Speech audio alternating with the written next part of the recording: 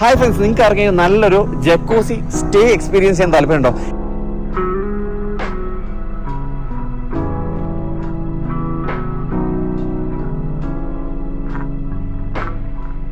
Jacuzzi non jacuzzi ആയിട്ടുള്ള ഓരോ ക്യാബിൻസും എന്ന് പറയുന്നത് നമുക്ക് വലിച്ചു കൊണ്ടുപോകാൻ പറ്റുന്നത്. അതേപോലെ അതുകൊണ്ടാണ് അടിയിലൊരു 3 ടയർ കണ്ടില്ലേ. ഇതാണ് നമ്മുടെ സ്റ്റുഡിയോ ജക്കൂസി റൂംസ് എന്ന് പറയുന്നത്. അപ്പോൾ ഇത് കണ്ടില്ല, ഇതൊരു ഇൻഡിപെൻഡന്റ് ക്യാബിനാണ്. അപ്പോൾ ജക്കൂസി കാണുന്നത് ഇതേപോലെ ഇങ്ങനെ തുറന്ന് വന്നു കഴിഞ്ഞാൽ ഇത്രയും വലിയ ഓപ്പൺ സ്പേസിലാണ്.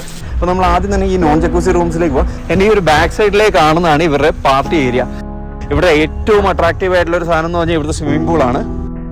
ഇനി കളിക്കാനായിട്ട് ബാറില് ക്യാരംസ്, അതേപോലെ സ്നൂക്കേഴ്സ്, അങ്ങനെയുള്ള കാര്യങ്ങളെല്ലാം ഉണ്ട്. Clover greens golf course and resort എന്ന് പറഞ്ഞാൽ അതിമനോഹരമായ ഒരു യുണീക് സ്റ്റേക്ക് പകരം നമ്മളിതാ നിങ്ങളുടെ മുമ്പിൽ മറ്റൊരു റിസോർട്ട് പരിചയപ്പെടുത്തുകയാണ്. നമ്മുടെ ഗ്ലാം വൈൽഡർസ് എന്ന് പറഞ്ഞൊരു റിസോർട്ടിലേക്ക് പോരും. ഇവിടെ അത്രയും അടിപൊളിയായിട്ടുള്ള ഒരു പ്രീമിയം ലക്ഷറി സ്റ്റേയോടൊപ്പം തന്നെ ജക്കൂസിയും കൂടെ നിങ്ങൾക്ക് എക്സ്പീരിയൻസ് ചെയ്യാം.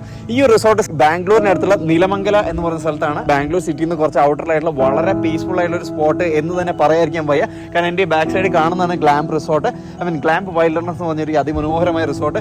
ഈ ഒരു വീഡിയോ മുഴുവനായിട്ട് കാണുക. അവിടുത്തെ 2 തരം കാറ്റഗറി റൂംസും അതോടൊപ്പം തന്നെ ഇവിടുത്തെ സ്വിമ്മിംഗ് പൂള്, മറ്റ് സൗകര്യങ്ങൾ, അതായത് കിഡ്സ് സോൺ, അതേപോലെ ബാർ, റെസ്റ്റോറന്റ്, അങ്ങനെ എല്ലാ സംഭവങ്ങളും ഡീറ്റെയിൽ ആയിട്ട് ഈ വീഡിയോയിലുണ്ട്. അപ്പോൾ വീഡിയോ മുഴുവനായിട്ട് കാണാൻ മറക്കണ്ട. അത് മാത്രമല്ല, നമ്മുടെ ചാനൽ സബ്സ്ക്രൈബ് ചെയ്തോ, കാരണം ഇതേപോലെ ഒരുപാട് യുണീക്ക് ആയിട്ടുള്ള റിസോർട്ടുകളുടെ വീഡിയോസ് നമ്മുടെ ചാനലിൽ വരുന്നുണ്ട്. ഗ്ലാം വൈൽഡർനെസ് എന്ന് പറഞ്ഞ റിസോർട്ടിനകത്തേക്ക് നമ്മൾ കയറുകയാണ്. അത്രയും വലിയൊരു ക്ലോസ്ഡ് ഗേറ്റ് ആണ്. അപ്പോൾ ഗേറ്റിനകത്തേക്ക് കയറി ചെല്ലുമ്പോൾ തന്നെ ശരിക്കും പറഞ്ഞാൽ നമ്മളെ ഭയങ്കരമായിട്ട് അട്രാക്ട് ചെയ്യുന്നില്ല. ഇവിടെ ഗ്ലാമ്പ് നമുക്ക് ഇങ്ങനെ കാണാൻ പറ്റും.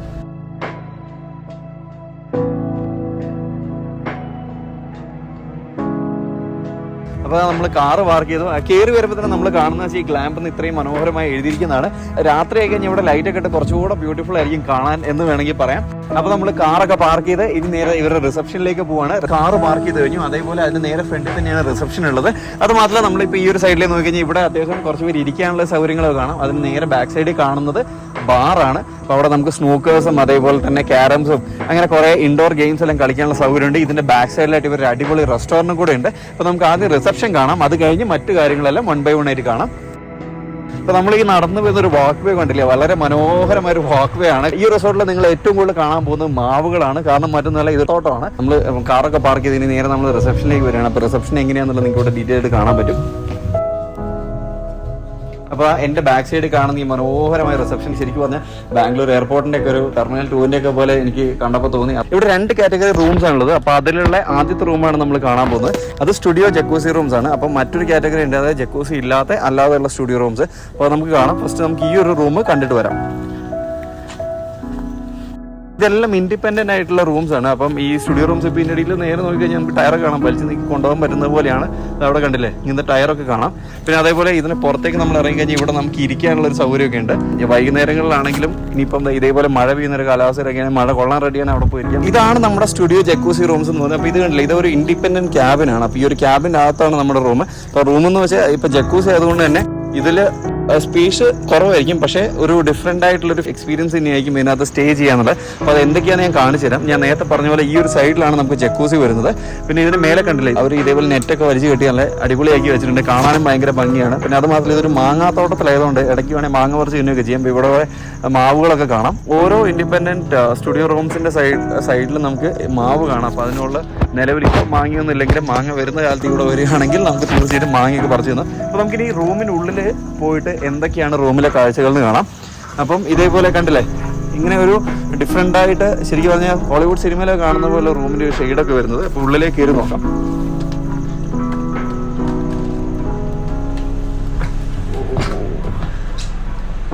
ഇതാണ് നമ്മുടെ റൂം. അപ്പം ഇവിടേക്ക് വരുന്ന സമയത്ത് ആക്ച്വലി ഈ സൈഡ് കണ്ടില്ലേ, ഇതാണ് ബെഡ് കണ്ടില്ലേ. ബെഡ് ആക്ച്വലി പറഞ്ഞു കഴിഞ്ഞാൽ ഇതിന് നമുക്ക് ഇതിലേക്ക് നടന്നു പോകാനുള്ള ഒരു സ്പേസ് ഒന്നുമില്ല. അപ്പം ഒരാൾക്ക് നേരെ കിടക്കാനുള്ള സൗകര്യത്തിനാണ് ഇവിടുത്തെ നമ്മുടെ കട്ടലിന്റെ സ്പേസ് വരുന്നത്. അപ്പം നമ്മൾ ഈ റൂമിൽ വന്നിരിക്കുകയാണ്. കാണുമ്പം ചെറുതുപോലെ തോന്നും, പക്ഷെ 2 പേർക്ക് വളരെ കംഫർട്ടബിൾ ആയിട്ട് വന്നിരിക്കാൻ പറ്റുന്ന റൂമാണ്. പിന്നെ ഈ ഒരു സൈഡിൽ നമുക്ക് ഇവിടെ കാണാം ഒരു വിൻഡോ. അത് മാത്രമല്ല, ആ ഒരു സൈഡിലും ഇതേപോലെ തന്നെ വിൻഡോ ഉണ്ട്. അപ്പം നമുക്ക് അവിടെ നിന്ന് വേണമെങ്കിൽ പുറത്തേക്ക് ഇറങ്ങി അവിടെ നെറ്റിൽ വേണമെങ്കിൽ ഇരിക്കാനും പറ്റും. പിന്നെ ഇവിടുത്തെ ലഗേജ് ഒക്കെ വെക്കാനുള്ള സ്പേസ് കണ്ടാൽ ടേബിൾ വെക്കുന്നതിന് പകരമാണ് ഇതേപോലെ സാധനം ഇവിടെ നമുക്ക് ലഗേജ് ഒക്കെ വന്ന് വെക്കാം. അതേപോലെ ഇവിടെ നമുക്ക് ടേബിൾ ആയിട്ട് യൂസ് ചെയ്യാൻ പറ്റുന്ന സ്പേസ് ആണ്. ഇനി ഇത് ഹെൽപ്ഫുൾ ആയിട്ടുള്ള സംഭവമാണ്. നമുക്ക് ഇങ്ങനെ ഉള്ളിലേക്ക് കയറ്റി ഈ ഒരു സ്പേസ് ഇൻക്രീസ് ചെയ്യാനും കൂടെ പറ്റും. കോഫി മേക്കറും കാര്യങ്ങളെല്ലാം ഈ ഒരു സൈഡിലുണ്ട്. പിന്നെ ഇവിടെ ആയിട്ട് നമുക്ക് ഫ്രിഡ്ജും കൂടെ അവൈലബിൾ ആണ്. പക്ഷെ നമുക്ക് ജക്കൂസിയും കൂടെ കാണാം. ഈ ഒരു സൈഡിലായിട്ട് നല്ലൊരു അടിപൊളി വാഷ് ബേസിനൊക്കെ കാണാൻ പറ്റും. പിന്നെ ഡെന്റൽ കിറ്റ് അങ്ങനെയുള്ള എല്ലാ ബേസിക് സംഭവങ്ങളെല്ലാം ഇവിടെ കിട്ടും. പിന്നെ ഈ ഒരു സൈഡിലായിട്ട് ഇപ്പൊ ഡോർ ഞാൻ നടക്കുകയാണ്.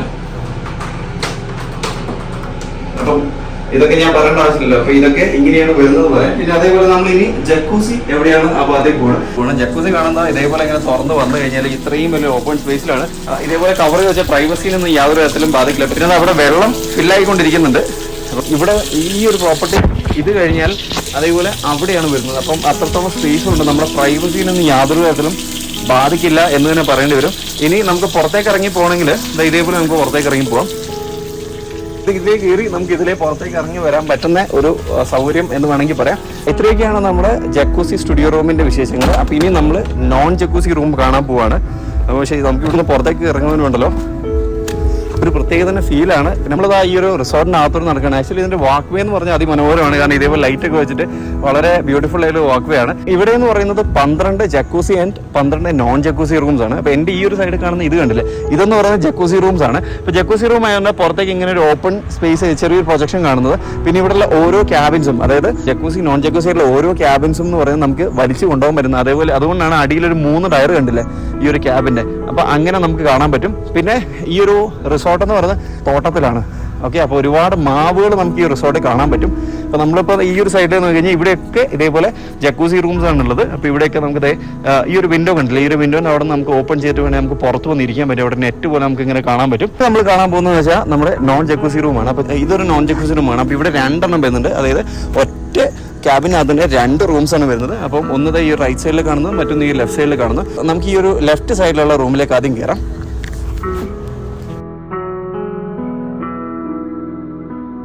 ഇപ്പൊ നിങ്ങൾ കാണുന്ന ആ ഒരു അറ്റം മുതൽ ഈ ഒരു അറ്റം വരെ ഫുള്ള് നോൺ ജക്കൂസി റൂംസ് ആണ്. അതായത് 6 ക്യാബിൻസ് വരുന്നുണ്ട്. 6 ക്യാബിൻസിനും കൂടെ 12 നോൺ ജക്കൂസി റൂംസ് ആണ് വരുന്നത്. അപ്പൊ നമ്മൾ ആദ്യം തന്നെ ഈ നോൺ ജക്കൂസി റൂംസിലേക്ക് പോകാം. ശരിക്കും പറഞ്ഞാൽ എനിക്ക് ജക്കൂസി റൂംസിനെയാണ് കൂടുതൽ ഇഷ്ടപ്പെട്ട നോൺ ജക്കൂസി റൂംസ് എന്ന് തന്നെ പറയേണ്ടി വരും. കാരണം എന്താണെന്നുള്ളത് നിങ്ങൾ അതിന്റെ ഉള്ളിലുള്ള ആ ഒരു വ്യൂ കാണുമ്പോൾ മനസ്സിലാവും.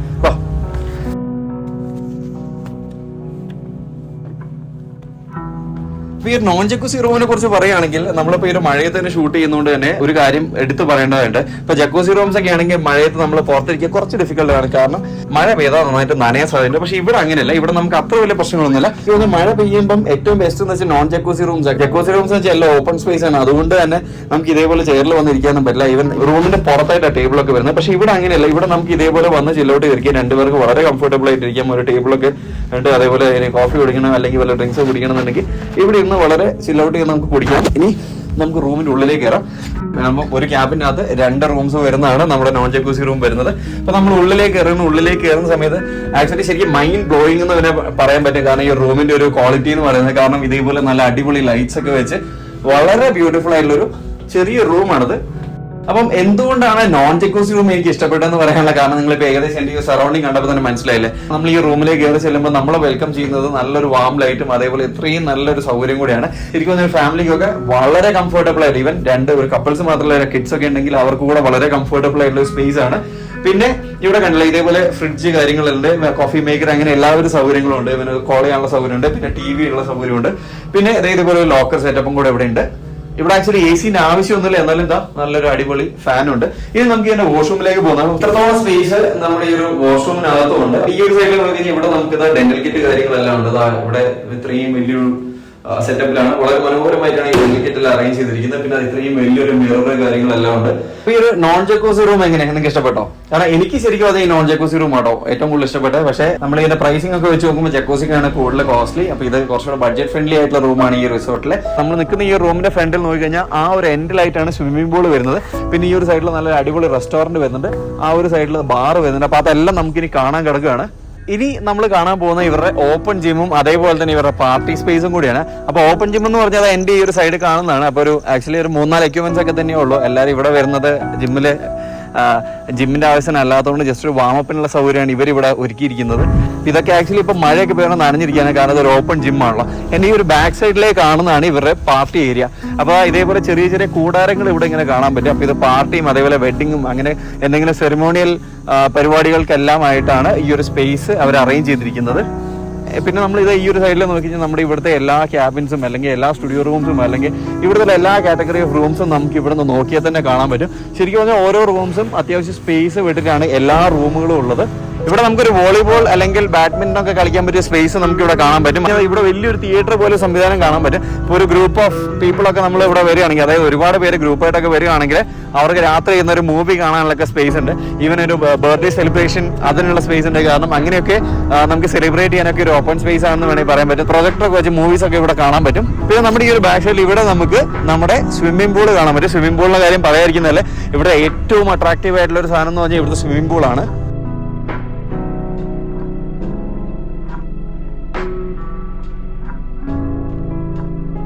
ഇനി നമ്മളിതാ ഈ ഒരു സ്വിമ്മിംഗ് പൂളിന്റെ സൈഡിൽ തന്നെയുള്ള ഇരിക്കാനുള്ള സ്പേസ് ആണ് ഇതായി കാണുന്നത്. അതിൻ്റെ മേലെ നല്ല അത്യാവശ്യം നല്ല അടിപൊളിയായിട്ട് ലൈറ്റിംഗ് ഒക്കെ ചെയ്തിട്ടാണ് ഈ ഒരു സ്പേസ് ഉള്ളത്. പിന്നെ ഈ ഒരു സൈഡിൽ നമുക്ക് സ്വിമ്മിംഗ് പൂൾ കാണാൻ പറ്റും. ഇതിന്റെ ബാക്ക് സൈഡിൽ ഏറ്റവും ഒരു ഫുഡ് ട്രക്കും കൂടെ ഉണ്ട്. ഏറ്റവും അടിപൊളിയായിട്ടുള്ള സ്പേസ് ആണെങ്കിൽ സ്വിമ്മിംഗ് പൂൾ എന്ന് വേണമെങ്കിൽ പറയാൻ പറ്റും. കിട്ടിലും വൈബുള്ള ഒരു സ്പേസ് എന്ന് തന്നെ പറയാം.